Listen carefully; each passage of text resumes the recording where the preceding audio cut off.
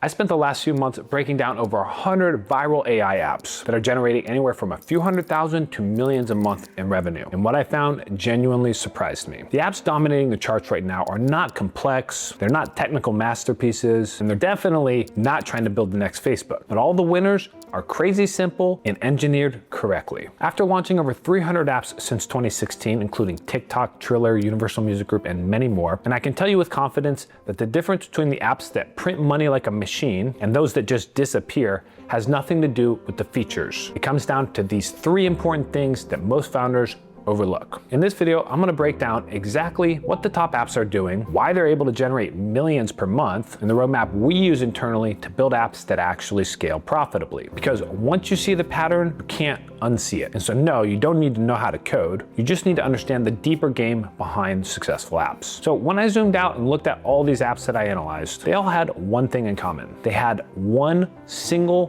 core feature. They were a calorie tracker, a coin identifier, an AI photo enhancer, and a habit builder, and that's it. The functionality is so simple that a solo founder or a small team can build an app with just AI in a matter of weeks or even days. So if complexity is not the advantage, then what is? It's structure. Each one of these top performing apps follows the same structure: a long onboarding flow, a hard paywall, and a subscription model designed to maximize lifetime value. So let's start with the onboarding. The apps that make serious money do not throw a paywall in your face the moment that you open the app. Instead, they walk you through a personalized experience that gets you invested. They ask questions, personalize the journey, and get you thinking deeply about the problem that you want to solve. By the time that you reach the paywall, you've already spent 2 or 3 minutes investing yourself into the app, answering questions, selecting your goals, and really customizing your experience. That time invested creates a psychological buy-in, and it makes the app feel like it was built specifically for you. More importantly, and said another way, that onboarding experience creates value in the user's mind without asking anything in return. It creates value for free before it asks them to pay. So when the paywall finally appears, it doesn't feel like a barrier. It feels like the logical next step. That shift alone can either double or triple conversion rates in some cases. Now let's look at how they structure the paywall itself. The highest performing apps do not just slap a big paywall price tag right in your face. They prime you first. You'll often see a start free trial screen, followed by a reassurance like, we'll remind you before you're charged. And then only after that do they show you the subscription selection. That sequence not only builds trust, but it reduces friction for the users. And think about this, almost all the top performers push heavily to get users into the annual plan. Why? Because lifetime value determines how aggressively you can scale your ads. For example, let me tell you about this app that we launched called Unboxed. The product is $7.99 a month or $50 a year. So we made the pricing on the annual plan so good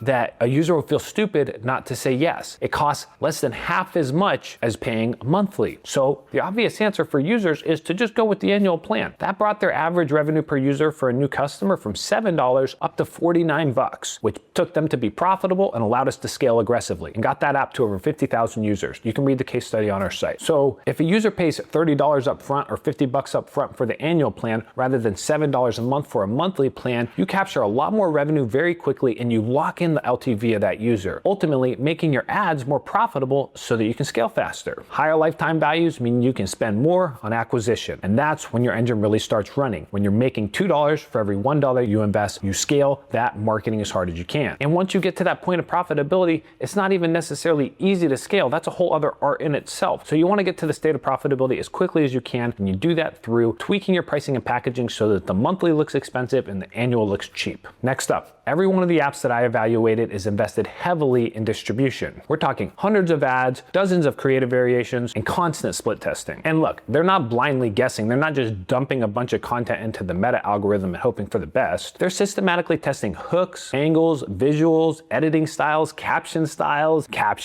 copywriting, and then they double down on the stuff that converts the best. For them, marketing is not an afterthought. It is the business. And because their lifetime value is higher, they can outspend the small competitors and dominate the space. I'm sure you can think of some competitors who are doing that to you right now. That's how simple apps turn into money-making machines. So if you want to replicate this model, here's the roadmap. First, validate the pain. Before you build anything, confirm that people are actually searching for the problem that you can solve. What I like to use is Google Keyword Research tool, which tells you exactly how many people are searching for a given thing in a month. And you can see exactly how much demand there is. 10,000 searches a month, 100,000 searches a month, 1 million a month. And then you can do the math from there about how much you can capture of that revenue. You can also look at competitors. If you have a competitor that's doing 500K a month or $1 million a month, that's already validated that that problem exists and it's potentially profitable. You don't need to reinvent that category. Just execute a little better than the competitor. Second, build fast. With today's AI tools and modern development platforms, you can ship an MVP in weeks, not months. In some cases, I've built whole functioning apps in a day. And hey, remember, do not overbuild. The more features you add are ultimately taking away from your app after you build that first core feature. So just focus on that one feature for now. If that feature is not strong enough, then you got to go back to the drawing board and find a pain point that is strong enough. If you've already validated that pain point, then just have faith and build into it. Launch with that one core feature, get it live, and start collecting users, aka data. Perfection is not required here, but speed is. Remember, there's a guy who's earning more money than you who is dumber than you. So don't get too caught up in the intellectual component here. Third, engineer an optimal onboarding and monetization right from the start. Do not launch without an immersive, interactive onboarding flow and a structured paywall. And do not launch without those analytics tools installed. Firebase, the Facebook pixel, that's your baseline. You need to know the metrics from your install to active user rate, from your active user to free trial rate, and your free trial to purchase rate. And then ultimately figure out what your lifetime value of a user is. Without those, you're flying blind. And nobody wants to be in a plane with Stevie Wonder flying it. Number 4, scale distribution through volume. Test creatives organically if possible, and then scale the winners with your paid ads. Apps rarely fail because the idea is bad. They fail because the founders stop testing too early or don't test at all. The companies generating millions per month are running hundreds of ads because they understand something that a lot of people don't, which is volume reveals winners. At our team, we post over 150 pieces of content a week. Hormozy does like 1,500 a week. So bottom line,